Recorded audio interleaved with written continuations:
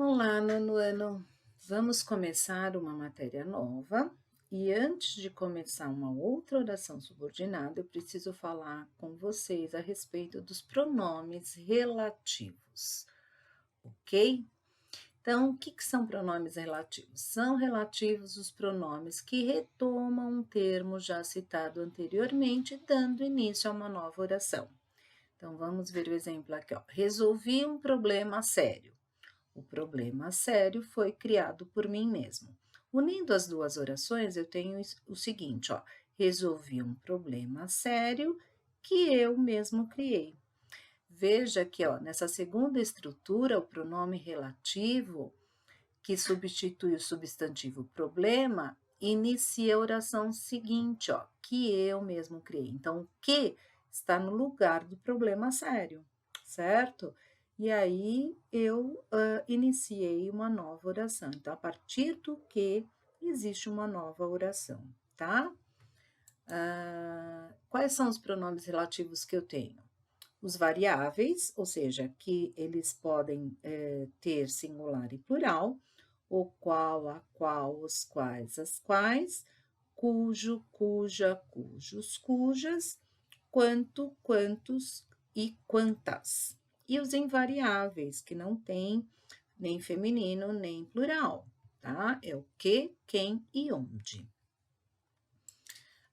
O pronome relativo variável ele vai concordar com seu antecedente, termo que vem antes dele, com exceção de cujo, que vai concordar com o seu consequente, ou seja, o termo que vem após ele. Então, veja só. Este é o livro sobre o qual lhe falei. Veja, gente, esse o qual está retomando a palavra livro, tá?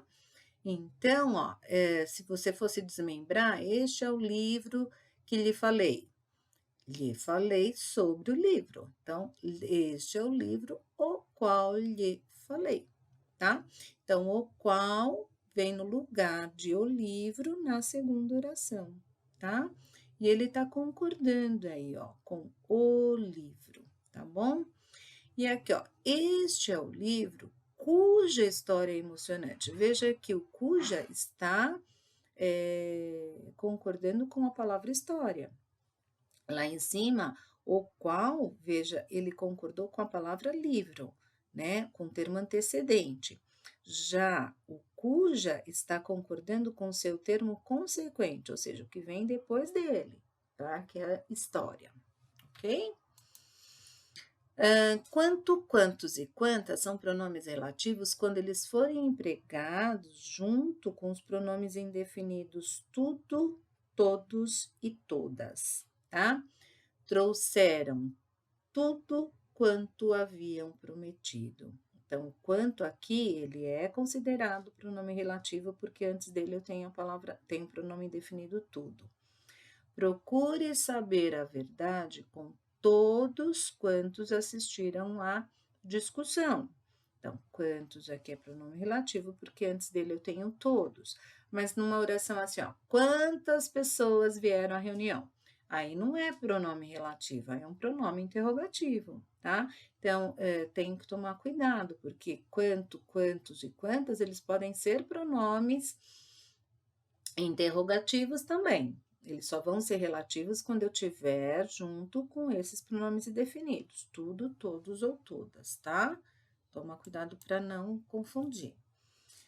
Eu tenho umas observações aqui a fazer, ó. No pronome relativo quem refere-se a pessoas e sempre aparece precedido de preposição. Então, quando eu estou me referindo a uma pessoa, eu vou usar o quem. Olha o exemplo aqui, ó. Trata-se de uma colega de quem gostamos muito. Veja, eu tenho quem e tem antes do quem tem uma preposição. Então, quando eu uso quem para pessoa, ele vem junto com preposição, tá? O pronome relativo quem, quando empregado sem antecedente, ele costuma ser classificado como um pronome relativo indefinido.